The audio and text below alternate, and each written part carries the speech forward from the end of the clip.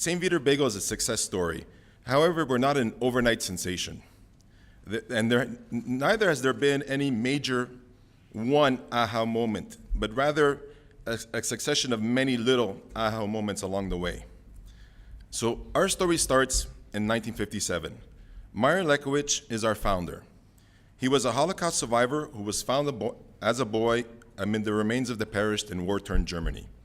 Meyer and his wife Emma opened the bagel shop on St. Viateur Street, where it still stands today. Meyer was a character, a hard worker who expected the same from his employees. And back in those days, there's no such thing as political correctness. If you did something stupid, he'd yell out, "More, you're so stupid."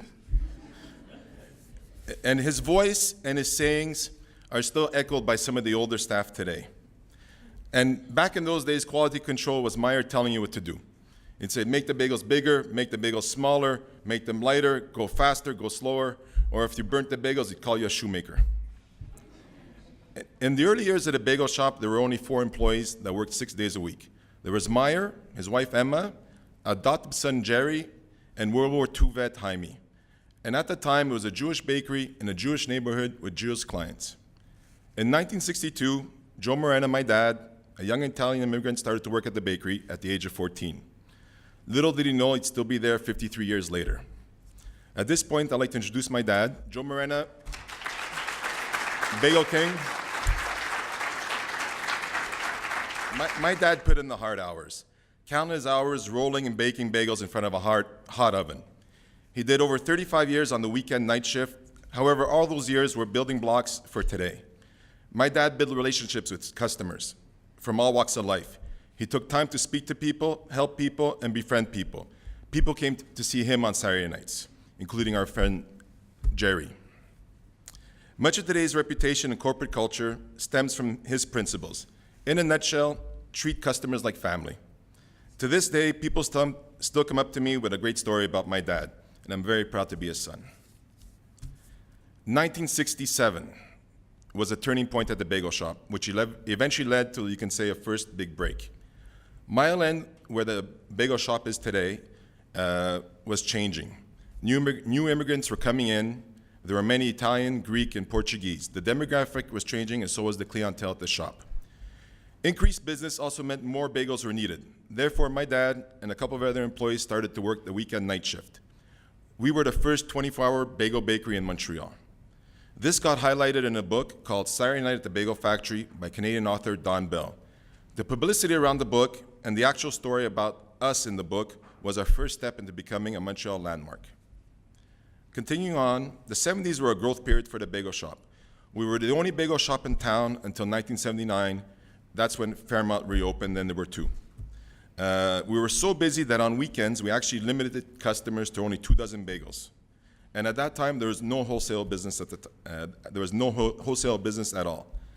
In 1974, Meyer took on my dad as a 49% partner. He saw that he could no longer manage the extended hours of work on his own. My dad had proven himself to be trustworthy and hardworking. Essentially, he cared for the business like it was his own, and Meyer gave him the break that he had earned. And just on a side note, for those of you that are interested in something like the restaurant business or bakery, it's a common practice. Often restaurant owners or bakery owners will give loyal employees a partnership for little or no money. Essentially, owners want to buy loyalty and have the people they trust have a vested interest in the company. Therefore, in many cases, hard work does pay off. 1984, moving on, was a pivotal year. After my dad trying to convince Meyer to open another shop, the decision was taken to do so. Bagel 2, as it is called, opened 2 blocks down on St. Viateur. Marco Splano, a longtime employee, was put in charge. Many thought it was weird that we opened the bagel shop literally 2 blocks away from the original. However, it was out of necessity. The main store could not keep up with demand, and therefore, and to this day, you might see it on St. Viateur, there's a buggy that goes back and forth, hand buggy, with bagels that go from Bagel 2 to Bagel 1, 365 days a year, day and night. Bagel 2 also gave us the opportunity to start wholesaling our bagels. There was always demand for our bagels, however, due to the nature of the business, production could never keep up. And this is a common theme in our history, and I'll get back to it. So we bought a Ford Escort station wagon, hired a driver, and now we had a wholesale business. Our first customers were mainly independent stores and restaurants. We did not start selling to the larger chains until later on. A small note, 1984 was also the year that I, as a little 13-year-old, started to work a few hours in the summer. And from this point on in the story, I'll start to introduce some of my personal experiences. 1985, fire. The bagel shop burnt down. The only thing left standing was the original oven itself, thankfully. And Josh Fried of the Gazette wrote an article, and he deemed it a testament to the formula of our bagels, that we even risked fire and injury to make them. This was a hard time. I remember being a very stressful time for my dad and Meyer, but thankfully we built Bagel 2 right down the street, a move that became even more logical. So we didn't lose a single customer, and many in the community rallied around us to support our rebuilding. This, however, became an opportunity. The old bagel shop was small. I mean, really small. Customers literally, there was a dough machine and the table, and we had to tell customers to move out of the way so we could take the dough out of the machine and put it on the table and start working again. So at this point, the shop doubled in size, so the fire literally ended up being a blessing in disguise. And then throughout the rest of the 80s and pretty much into the early 90s, things stayed the same. We just kept making bagels. This was also the time where my brothers and I started to work in the business. And as a kid, I loved the bagel shop. It was another world from what I had grown up to that point. I was working with my dad, which had some advantages and some disadvantages. One disadvantage that sticks out to this day is that for the first 10 years at the bagel shop, I had no name. People didn't call me Vince, nor did they introduce me as Vince. I was just Joe's son. Joe's son this, hey, Joe's son do that, Joe's son go there. So, however, it used to bother me in the beginning, but now looking back, it wasn't so bad. As a matter of fact, if I'm at the Monkland store these days and an older customer is kind of trying to figure out who I am, I just go up to him and say, listen, I'm Joe's son. And it just avoids everything. I always tell people that I had two educations. Our mom always made sure that school was a priority. All of us, my brothers and I, went to university, and it was a great experience. We met lots of people and made great contacts. However, the second education was the bagel shops and other jobs I had along the way. My summers and many weekends were spent working at the bagel shop and at Le Cristal, a reception hall owned by my cousins. That's where I learned the trade of making bagels and all the nitty-gritty details that go into running a business. The bagel shop opened my eyes onto how the real world worked. I met people from all walks of life that I would have never met at school.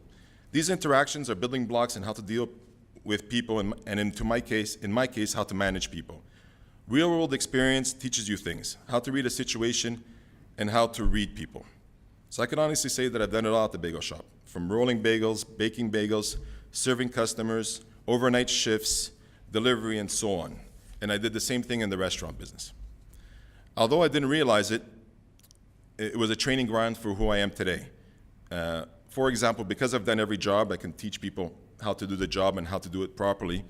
And one other important thing, because I did all the jobs and I realized how hard some of those jobs were, especially baking bagels in front of a hot oven when it's 42 degrees outside, I have an inherent respect for the people that work for us. So there's a couple of lessons from this little part that I'd like to pass on, is that you should learn from every job you have. Just don't go through the motions. There are things you can learn every day. You just got to pay attention. And also, people take notice of a job well done. So being on the other side as a boss now, and in our company that's growing, the good employees get pushed on, opportunities open up, partnerships open up. So, if you just care for what you do, people will take notice. And lastly, and one other note is, if you can, try and get experience. If you're thinking of opening a restaurant business, go work in a restaurant. It's just logical. So if you're thinking, oh God, I want to open a cafe, so go work for a cafe. You might not like it, so you might get out of it. But at the same time, you learn a lot of the details and the ins and outs that can't be taught in school. So I recommend getting a second education yourself. So back to the bagel shop. 94. This year was huge. Meyer decides to retire and sell his shares to my dad. It was a risk monetarily for my father. However, it was the realization of a lifelong dream. Marco Splano, a longtime employee and my dad's good friend, and right-hand man buys in for 10%. Another example how dedication and hard work pays off. And this also became the opportunity of a lifetime. My father had sons that were in school, and he knew that we could finally expand the business. I was coming out of university at this time, and my initial plans were not to go into the bagel business. Meyer was there, and he was happy. Meyer had no wishes to expand. In his life, he was a success. But when my dad bought over in '94, that's when I joined full-time. In '95, we opened our first outlet inside the Esposito supermarket. We needed it because, once again, we could not make enough bagels. And this theme continues. The early '90s was also a huge boom. The early '90s was a huge boom in the bagel industries. Bagels were hot. Everyone was talking about. I mean, they're always hot at the bagel shop, but I mean, they were hot. It was a hot industry, with major franchises opening up all over the States. Bagels are finally mainstream. And if I could pinpoint the time when we became not only just a regular bagel shop to like a Montreal landmark, it would be that time there, like early '90s. Because with the growing popularity of bagels across all demographics, people are naturally drawn to look for the best. We were being featured in many newspapers, magazines, TV shows, and our legend grew. We had been around nearly 40 years, and generations of Montrealers were praising us to all those that would listen. We became a source of pride for Montrealers that wanted to showcase the city and offer others a true taste of the city. So we love that. So there is and there continues to be pressure on us to deliver. We really, truly want every bagel to be great. We're not only representing ourselves, but we're representing you guys in the city. And at this point, we also started a partnership with Tourism Montreal, who are still in partnership today. And I give them lots of credit for promoting us, and they were really instrumental in making us the tourist attraction that we've become. The early '90s was also a time when large coffee chains like Starbucks in the States and Second Cup in Canada were starting major expansions. So Second Cup came calling in '95. I had a meeting with their executives to discuss the opening of a bagel cafe. Great idea. I was thinking the exact same thing. We couldn't make it happen with Second Cup, but if there was an aha moment, it was, aha, I could do this myself. Youth, ambition, and the willingness to work your ass off are the most powerful tools you need to open your own business. My whole experiences to that point, the bagel experience, the restaurant experience, had led me to that point. I was made to open my own bagel cafe. So in '96, we opened the first St. Viateur Bagel Cafe on Mount Royal Avenue, and essentially it was an extension of myself. Thankfully, the first bagel cafe was a huge success. Once my brother Nick finished his studies, he came aboard and became one of the cafe's managers. That experience, coupled with his own bagel experience, led him to spearhead the opening of the second bagel cafe on Monkland in 2001. This concept was another leap in not only the bagel business, but a full restaurant concept as well. Full breakfasts were now being served to complement our bagels. And I'd also like to give my dad credit for setting us free, meaning that he gave us the liberty to take the business in different directions. Up to that point, it was very straightforward. Bake bagels, sell bagels. But he said, go on, use the St. Viateur Bagel name and do something with it. But he knew that we were well trained in the traditions of bagel making and that we respect the brand and the customers. Needless to say, the cafes kept us busy for a long time. The restaurant business is a tough business. It demands many in-store hours, attention to many details, and constant management of personnel. And that led us to a crossroads when we were planning for the West Island back in 2009. We had to analyze ourselves and analyze our business. A recurring theme in this talk is that we can never make enough bagels. We're lucky to have a great name and a reputation that customers search us out, but we never actively went out to get business. We had no sales rep nor sales support team. And we also realized that most of our energy was going into the restaurant business. So there were the bagel cafes, there was the bagel shop and the cafe, and about 80% of our time would go into the restaurant. So I figured we could harness that time to build the bagel business and really go after it. So we hired our first sales rep and began sales support. So now we have demo teams in different stores every weekend, and we're starting to do it in new markets such as the Maritimes as well. So the reaction to actually going after business was great. Larger chains, Loblaws, Sobeys, and Metro were happy to hear we want to expand our wholesale network and agreed to carry our bagels. So in 2012, we opened our first bagel shop / production plant in Dollard. It was also a retail store where you can buy bagels, but most of the production goes to the larger chains. And while planning for this store, a question that I get asked a lot, and one that I've asked myself, and maybe you have the same question, is why don't you automate? For those that don't know St. Viateur Bagel, I'll explain what we do. We hand roll every bagel. Then they're boiled in water. We put a little honey in the water so the bagels got their shine. Then they're baked in a wood-burning oven in a very traditional way. The bagels are moved around in the oven with these long wooden planks that we call shebas. A master baker is constantly adjusting the fire and moving the bagels according to the heat in the oven. It's a very manual and time-consuming process, and it also requires much training and supervision. We work at a rate of 35 dozen an hour.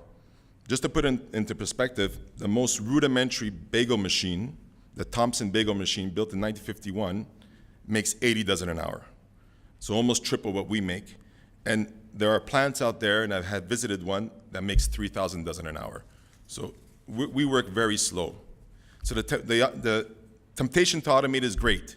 Increased production, less manual labor, economies of scale, better consistently. So why do we keep doing things the old-fashioned way? Because we realized what holds us back is also the one thing that makes us so special. Our competitive advantage is the fact that we don't change and we don't compromise our products nor the process. We're a bagel family down to the core, and we take lots of pride in what we do and how we do it. Our staff takes pride in what they do, and we become a source of pride for Montrealers. I've actually seen people fight, whether it be online or having a discussion, defending our bagels, especially against New York's. You know, they're just, no, ours are better, and that just warms my heart. And I also love hearing people's stories about us, you know, like people who said, I love your bagel shop. My grandfather used to bring me every Sunday, or every time they have a visitor in town, from the airport straight to the bagel shop. And of course, my favorite is, man, I've been at your bagel shop drunk, 4 in the morning. I had like 4 or 5 bagels in the car, seeds everywhere. You know.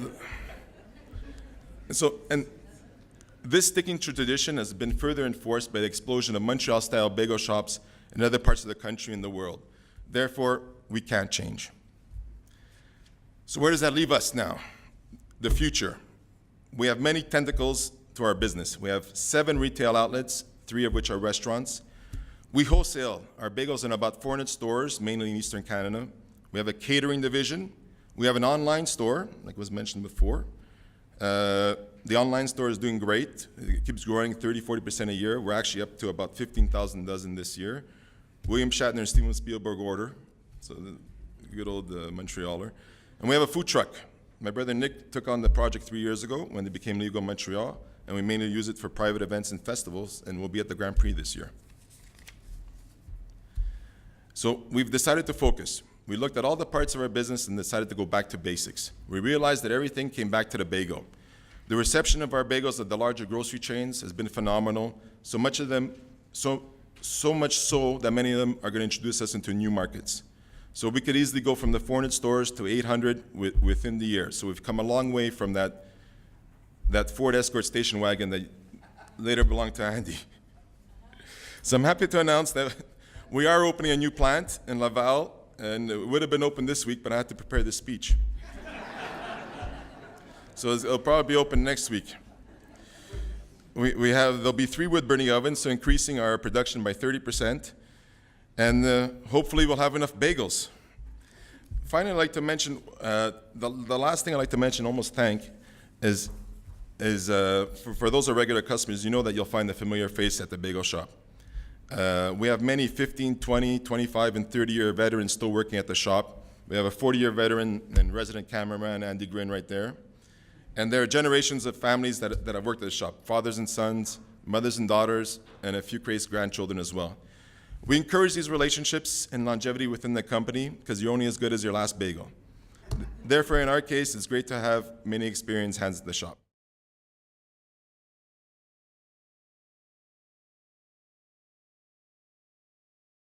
I was curious to know if the wholesale distribution you guys do cannibalized at all the sales in your bagel shops. Are you saying because we sell in metro stores that the retail sales go lower? Yeah, that's No, not at all.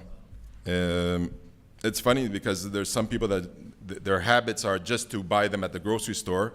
But I mean, to this day, although we're opening, like we have a store in the West Island, we have a store in NDG, we have a store in the Plateau, we're opening in Laval, and you'll still have people that say, hey, I only go to the main store. You know, so yeah, that's so they'll drive. So the people who want to buy them fresh will buy them fresh, and those ones that want the convenience of buying them in the grocery store, go buy them there.